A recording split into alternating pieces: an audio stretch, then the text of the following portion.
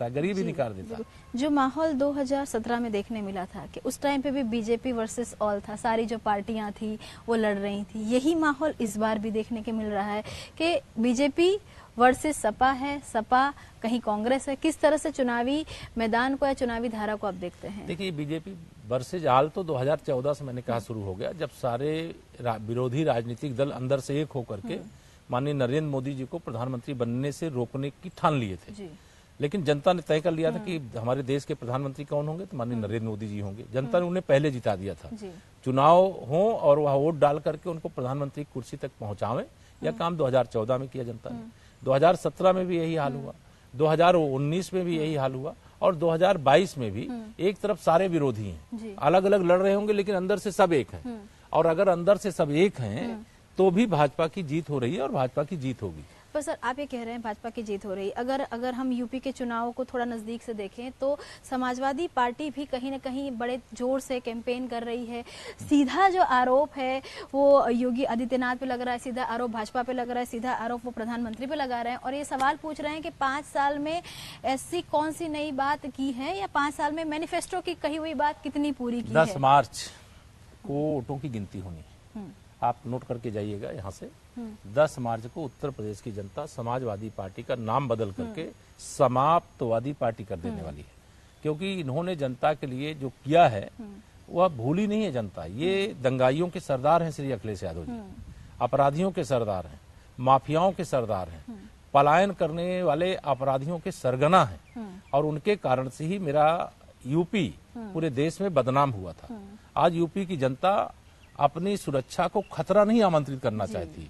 UP की जनता अपनी सुरक्षा सुनिश्चित करना चाहती है और खतरे की घंटी अगर कोई है तो समाजवादी पार्टी है और सुरक्षा की गारंटी अगर कोई है तो भारतीय जनता पार्टी है। बिल्कुल, ये बात भाजपा हर जगह कह रहा है, लेकिन उसी के सामने सवाल सर बार बार आपसे समाजवादी पार्टी के और कांग्रेस के इसलिए ले रहे हैं क्योंकि वो भी लगातार आपके ऊपर आरोप पे आरोप किए जा रहे हैं।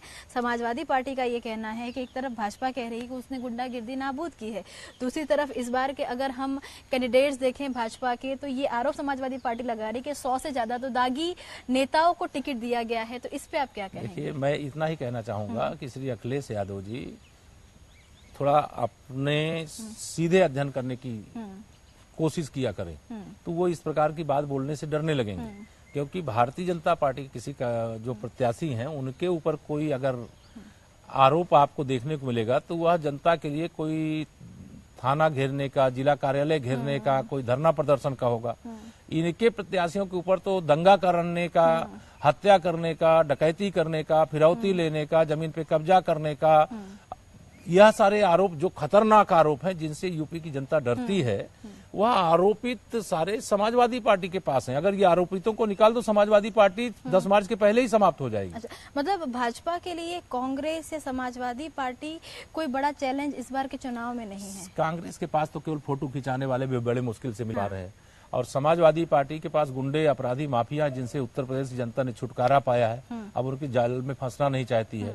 बसपा का कोई अंदरूनी कोई लड़ाई है? भाजपा का अंदरूनी कोई नहीं, भाजपा में कोई, सब हम लोग अंदर से और बाहर से सब एक हैं और बड़ी विजय की ओर आगे बढ़ रहे हैं। जी, एक तरफ केशव प्रसाद मौर्य हैं कि जो हर जगह लड़ जा रहे हैं, कैंपेन कर रहे हैं और दूसरी तरफ आप ही के एक जो मौर्य थे वो भाजपा छोड़ के चले गए हैं। उनको उम्मीद थी कि समाजवादी पार्टी से टिकट मिलेगा, लेकिन इस वजह से कहीं ना कहीं सामाजिक पोलराइजेशन हो रहा है। नहीं, कोई पोलराइजेशन नहीं हो रहा। ये सारे लोग जो चले भी गए हैं वह सारे के सारे लोग 2014 में हमारे साथ नहीं थे।